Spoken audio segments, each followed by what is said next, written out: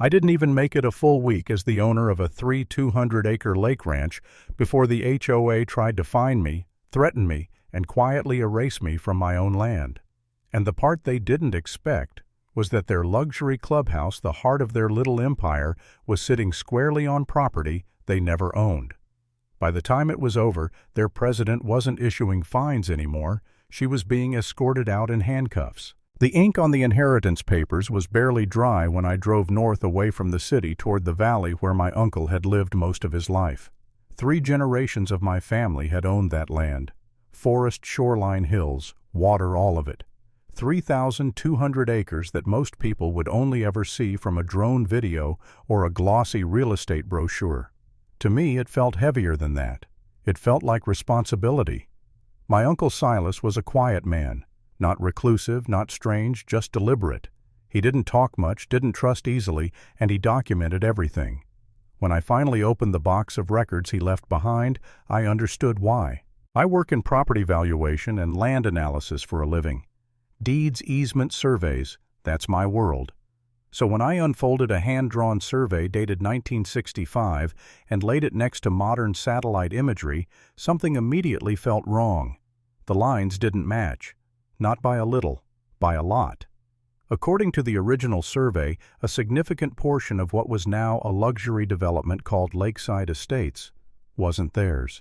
Their entrance, their walking trails, their clubhouse, their manicured lawns by the water, all of it overlapped into my land like someone had just assumed no one would ever check. I didn't jump to conclusions. I spent hours cross-referencing records, tax payments, historical plats. The conclusion was unavoidable. My uncle had been paying property taxes on the full acreage for decades, while an HOA slowly built a resort-style community on top of it. No recorded easement, no sale, no agreement, just entitlement layered on top of silence. I decided to go see it for myself. That's when the first golf cart rolled up.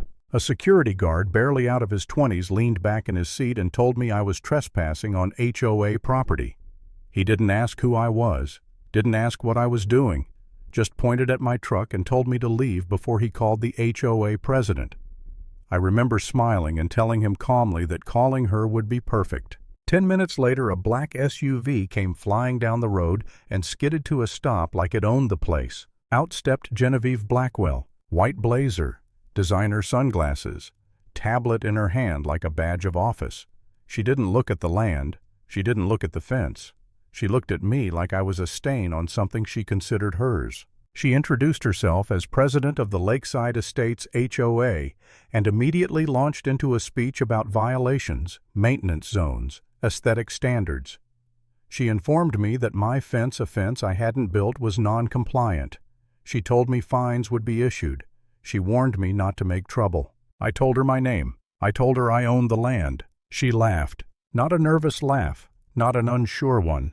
The kind of laugh people use when they're convinced power is on their side. She told me the HOA had run this lake for 20 years, that she knew exactly where the lines were, that people like me always tried something when property values were involved. That was the moment I realized she genuinely believed she was untouchable. Over the next few days, things escalated fast. First came the paperwork, notices taped to my gate, fines for visual blight, warnings about unauthorized equipment. None of it legal, all of it designed to overwhelm. Then came the contractors, heavy machinery, landscaping crews sent onto my land to clear trees and reshape the shoreline without permission under the excuse of maintenance.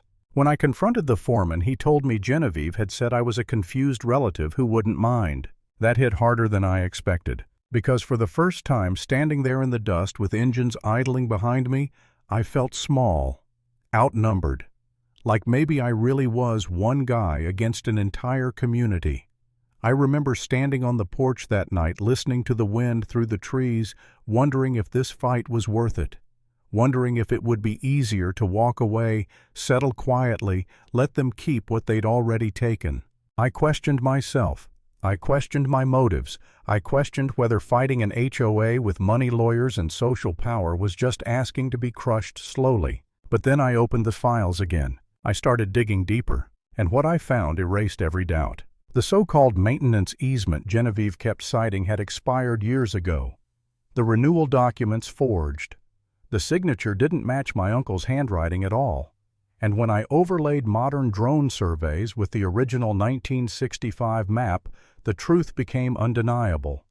The HOA clubhouse, their crown jewel, sat over 30 feet inside my property line. That wasn't a misunderstanding.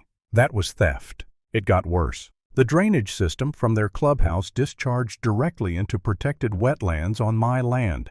I brought in an environmental inspector. The fines weren't theoretical. They were real. $50,000 per day per violation. Suddenly, this wasn't just about boundaries. It was criminal. That's when the cracks started forming inside the HOA itself. The treasurer, a woman who'd clearly been kept in the dark, contacted me quietly. She'd started asking questions about special assessments, about payments to a shell company supposedly handling environmental work. The company traced back to Genevieve's brother.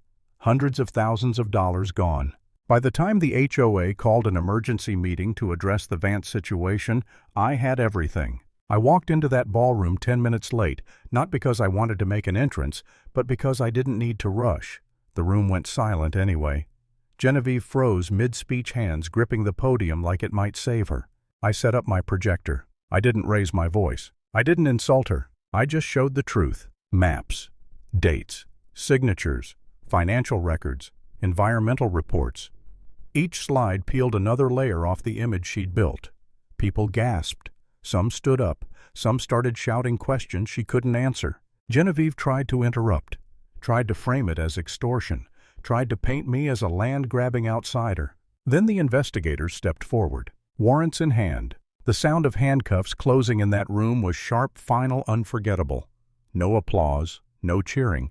Just silence as the person who'd ruled through intimidation and fines realized she had nothing left. I didn't stay to watch her be led out. I walked back into the night toward land that had finally stopped being occupied by lies. Power doesn't come from rules written to control others. It comes from truth, patience, and the willingness to stand your ground when someone assumes you won't. And if there's one thing I learned from all of it, it's this: never build your authority on land that isn't yours.